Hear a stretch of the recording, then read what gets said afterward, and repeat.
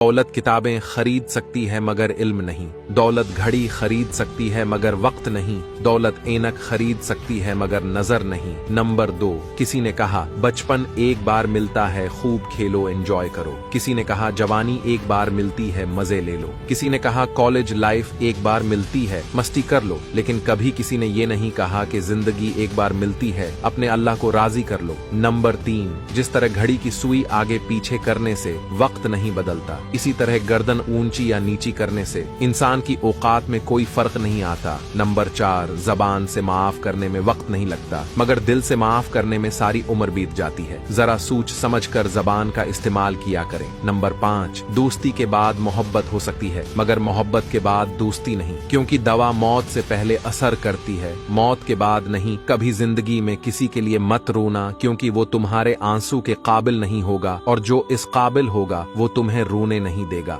Video को like तो कर लिया होगा दोस्त, अब मुझे फॉलो करके अपना दोस्त बना लो, हमेशा सही राह दिखाऊंगा।